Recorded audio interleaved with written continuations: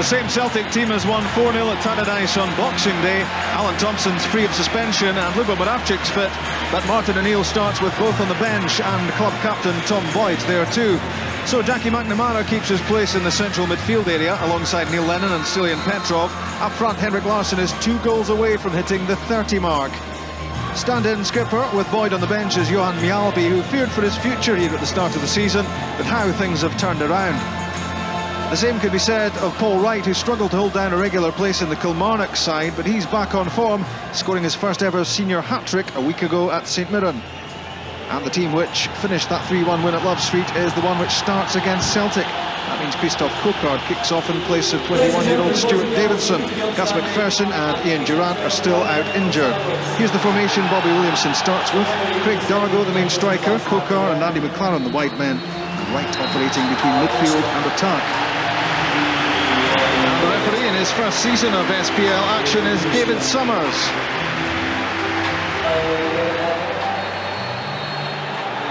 Kilmarnock kick-off.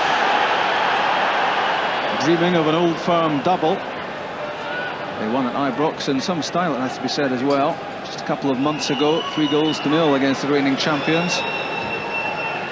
But in 2 attempts against Celtic this season, they've gone down twice. Martin O'Neill determined to head into 2001 by keeping up Celtic's impressive run in the SPL. They've lost only once in 23 so far. Valgaeren's throw.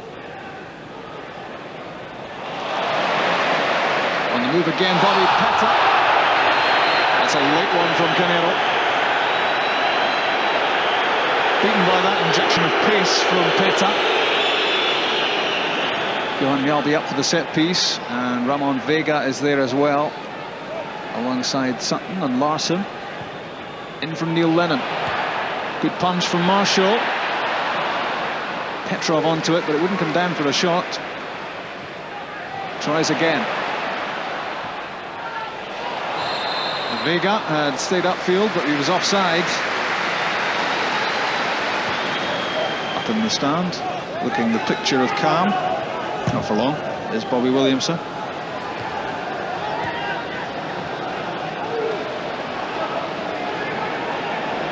Cocard with Canero racing upfield, and that's a foul by Petta. Tit for tat this. Foul a few moments ago by Canero on Petta, and now it goes the other way. Mjallby doing the defending. Petrov won it against Mahood. Controlled while Larsson gets turned. Lovely ball through, Jackie McNamara, and that's a foul by Peter Canero, and a free kick. Now, was he the last man here, Canero? Dindeleux was in attendance, and that explains why it's a yellow card, not red, for Canero. That's what you call a professional foul. He realised McNamara was in with a right old chance there, but Dindeleux might well have got across to cover.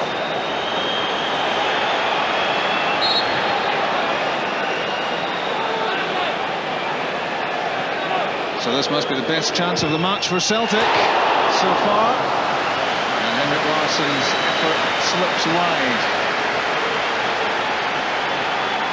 Tried to place this and curl it in at the base of the post. It was marginally wide, just a couple of feet in it.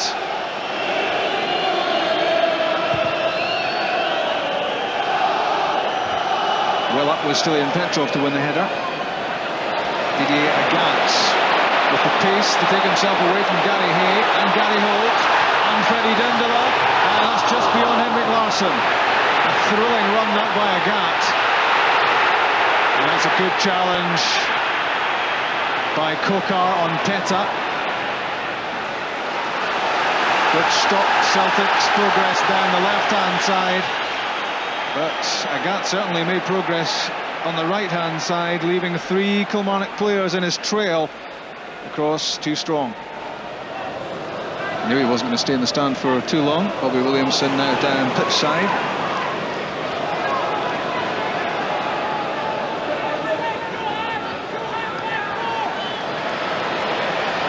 Petta can't shake off Peter Canero. He lashed out the Bobby Petta.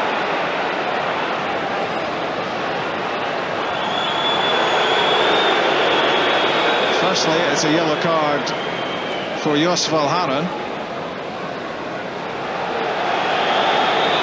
And now David Summers will take action against Bobby Petta, and I think he's a very, very lucky man. He had a kick at Canero after the ball had gone. The first challenge was against Cocard, then Canero got in front of him, and look at Petta's reaction. A kick on Canero, and that should surely have been a red card.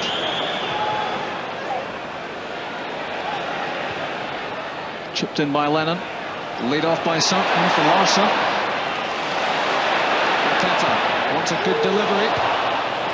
Dindeleu's header away.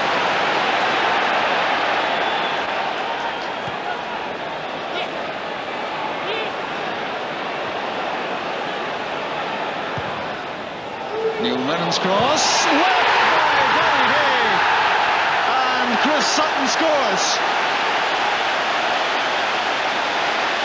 9 minutes left in the first half, and a bad defensive error allows Celtic to take the lead.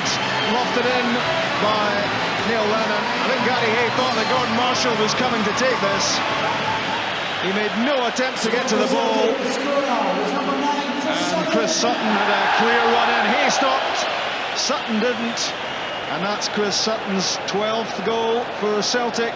It's 1-0. That's a wild one by Andy McLaren against Chris Sutton. And I would say Andy McLaren is a bit fortunate to escape here with that kick at Chris Sutton.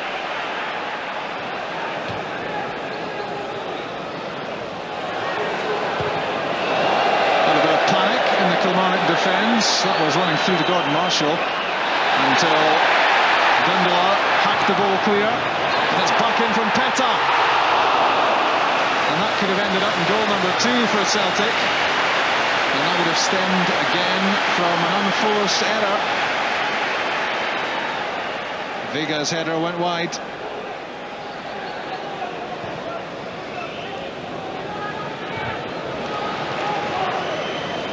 Chested down by Larsson for Petta.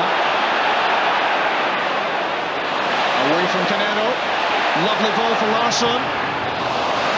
And good defending from Dindeleux.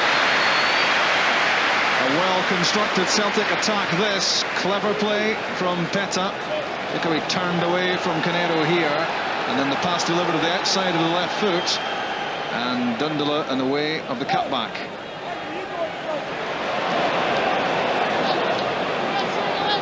Into the 3rd minute of added time. And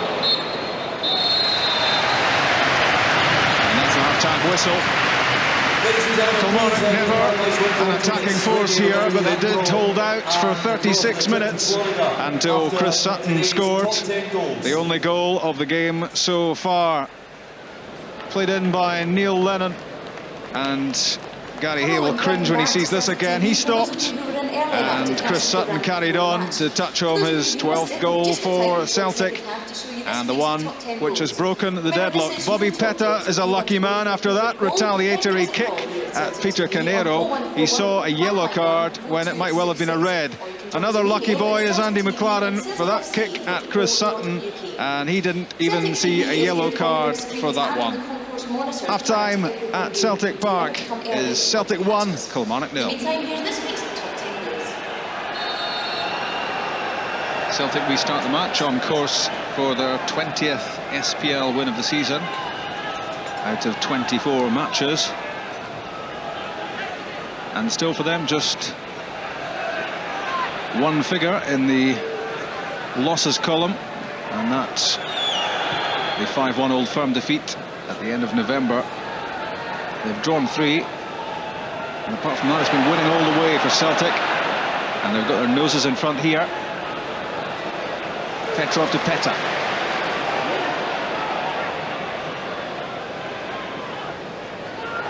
Steady, and Petrov lines up the shot. It's a good one. Spilled by Marshall, and he had the presence of mind to realise he wasn't going to catch that, so he just touched it away from Henrik Larsson, and that was important from a Kilmarnock viewpoint. Otherwise they might well have gone 2 goals down inside a minute of the restart. That was the little touch of the right hand which deflected it away from Henrik Larsson.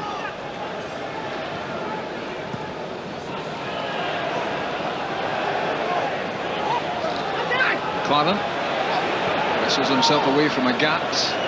Overlapping is Gary Hay. Backheel fell short of McLaren. Now motoring is Didier Agathe, and despite Gary Holt's challenge, keeps his feet. But that's a poor pass at the end of it. A disappointing final ball, and that's a dangerous one out as well from Gordon Marshall.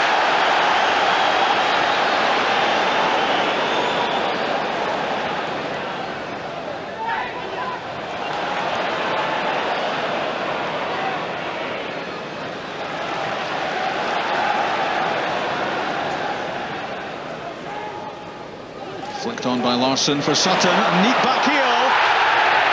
Down goes Petrov.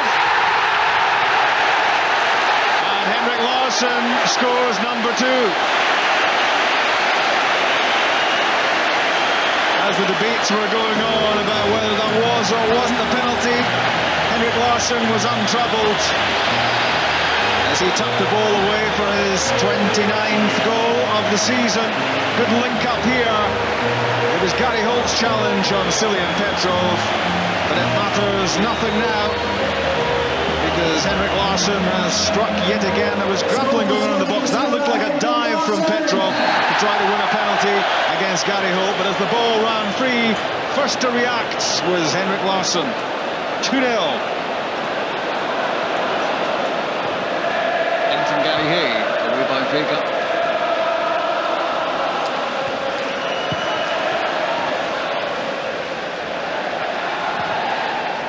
Dindeleux.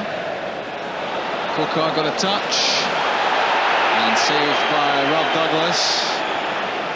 There was just a hint that the ball might have run free here, and Dargo was looking for scraps.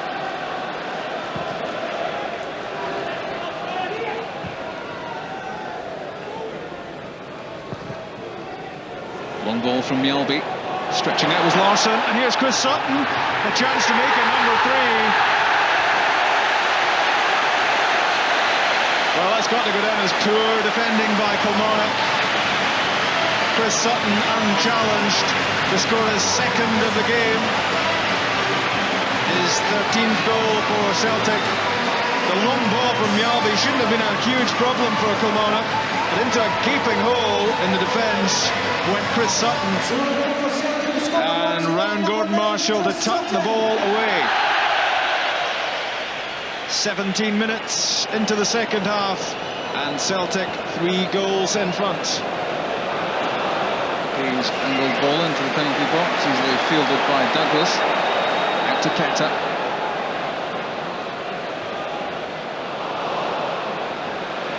McNamara did well to make that pass his. It wasn't the best from Sutton, but McNamara turned it into a good one. And now Petta trying to get in behind Canero, unsuccessful.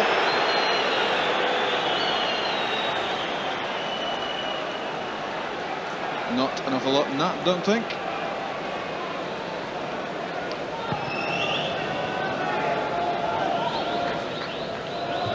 Petrov won the header, and it's directed from Larsson to Agathe. Lofted forward by Agathe from McNamara. It would have been some goal if Jackie McNamara had been able there to apply the finishing touch, because this was exquisite stuff from Agathe. Had a little look to see what was on. Did well to find himself some room in the first place, and Jackie McNamara couldn't get enough on it to beat Marshall.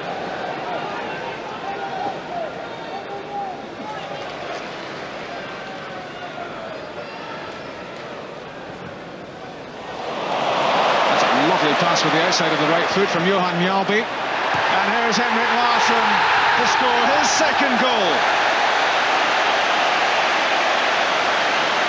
It's almost scoring by numbers. It's that simple for Celtic.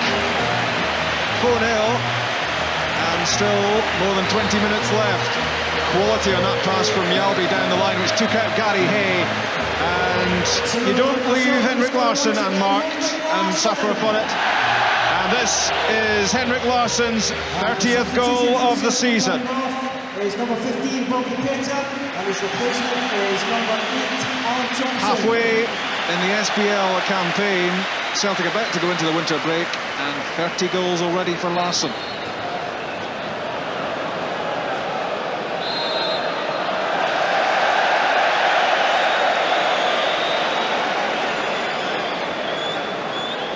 Foul given against that challenge by McGowne on Sutton. Lennon with the free kick. Out comes Gordon Marshall. He's lost it. The effort from Sutton blocked by Holt.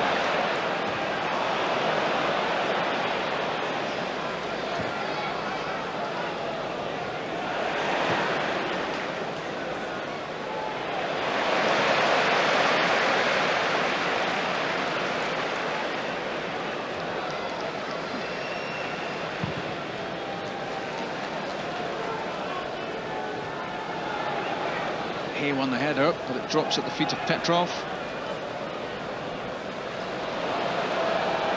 Relieved of possession by Gary Holt. And a foul by jockey McNamara.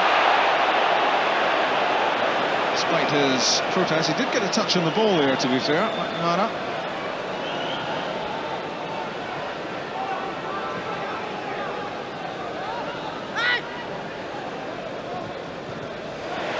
Poor pass from Dindeleux, and Kilmarnock on the back foot again. Thompson gets it back from Larsson, and Henrik Larsson in for his hat-trick.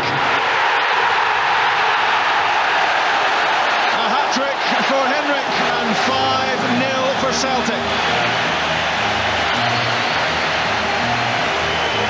Well, give us a smile, Martin. He's got to be happy with that. And the misery continues for Kilmarnock. And it could get worse for them. They've lost 5 goals already. Thompson and Larsson combined, and there was never much doubt as Larsson went through on Gordon Marshall that he was squeezed this in.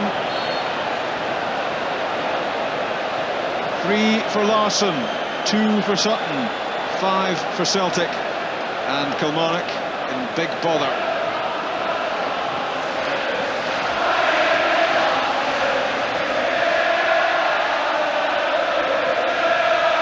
Mahood to Holt, cut out by Vega as Gary Holt tried to pick out Craig Dargo.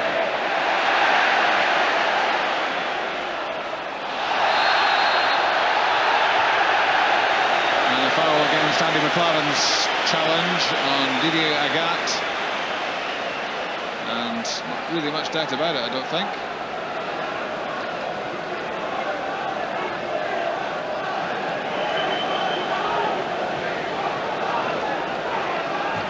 Canero's first touch, sort of a bit of a ball there to Jamie Smith.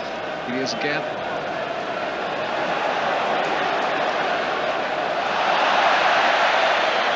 Lovely stuff from Larsson.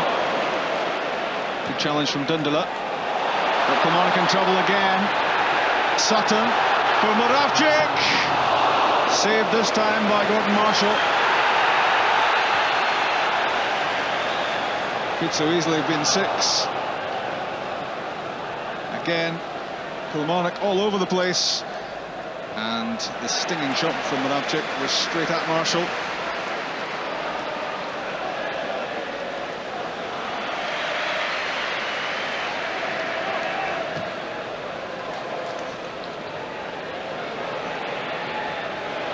Doing the defending, did it very well,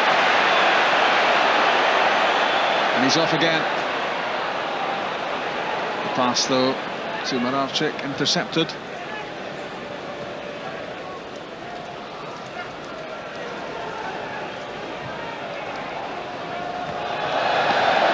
And you can see exactly what Andy McLaren thought of Christoph Cocard's pass.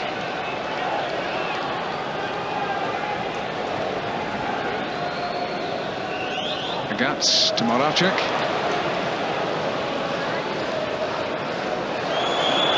Back from Innes to Marshall. And from Marshall out of play.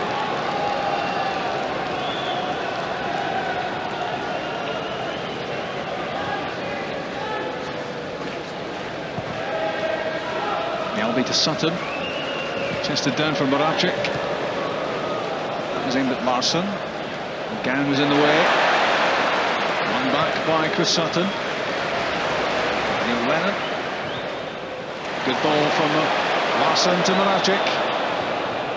Driven in low at the near post. Here's Henrik Larsson. Could it be number 4 for Larsson? It could.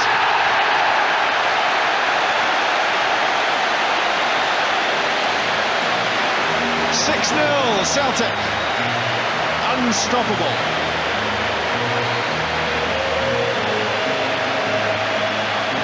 And you just knew, despite the odds being stacked against him initially, that Henrik Larsson would find a way to goal.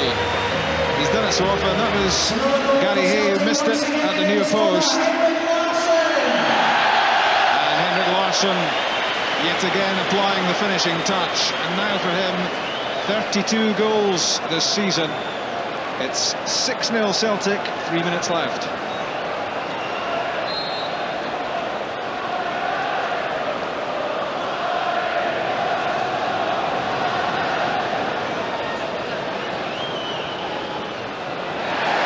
Canero beaten by Agathe.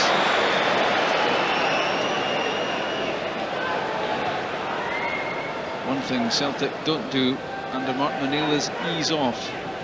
I don't think those words exist in his vocabulary.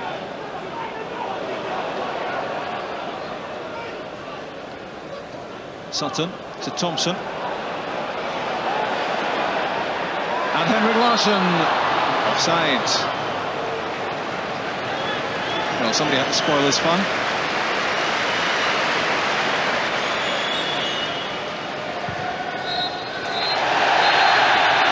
Kilmarnock's punishment is over. And Celtic kickstart their way into 2001 with a 6-0 victory over Kilmarnock. And it was as convincing as it sounds. 4 goals for Henrik Larsson. 32 for the season so far. And 2 goals for Chris Sutton. And in the end, the visitors were in great disarray. Celtic maintain their firm hold at the top of the SPL. Who can stop them?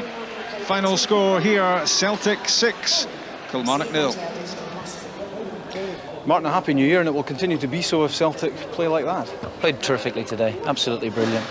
And I can ask for no more. They were absolutely excellent. Bobby, not a good start for you in 2001? No, it's the worst possible start ever.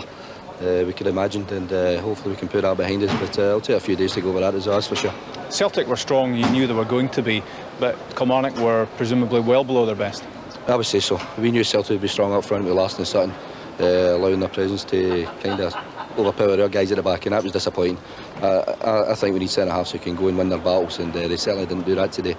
But as I said, 3 out the back 4 never played, and when that happens you're asking for trouble, and we certainly got that. Henrik, I know you're not a great one for facts and figures, but I think that's you past a century of goals now for Celtic, which is some achievement. No, that's obviously pleasing, but I never look at that. I mean, for me, it's one thing that's important. That's the team is winning and playing well. I mean, doing that at the moment, and that makes me. I mean, if you look at the service I get today, and you always, if you get such great service, you're always bound to put 1 or 2 away. And Celtic at the moment have strengths all around the pitch, which makes it difficult to play against Celtic. No, I think we play solid as a unit, and I think that's very important. Everybody is performing really well, and that's what you need on every game. Into the winter break now, Martin. Feeling confident that Celtic are on course for the title? Well, I mean, I just asked the question in an earlier interview whether we want the break now to come. I suppose with a performance like that and result like that, you probably tend to think, well, it's going to be 4 or 5 weeks now before we play again. But that's up to us to be absolutely right when the break can, or when we recommence from the break. I still feel that we can improve as a side. Certainly, first half we we struggled a little bit because they started to stall well, but second half, you know, we played very well. That's Henrik Larsson, past 100 goals for Celtic. What is he like to play up alongside? No, he's struggling. No, it's phenomenal. He can score all sorts of different goals, but he's also, you know, as you see today, he's also very unselfish, and you know, it's a pleasure to play with. Defensively, it's as bad as I've ever seen us play, and as I said, there's a lot of questions going to be asked to certain individuals, and they know they've played badly, but I can't accept that. They're all no behaviour very long.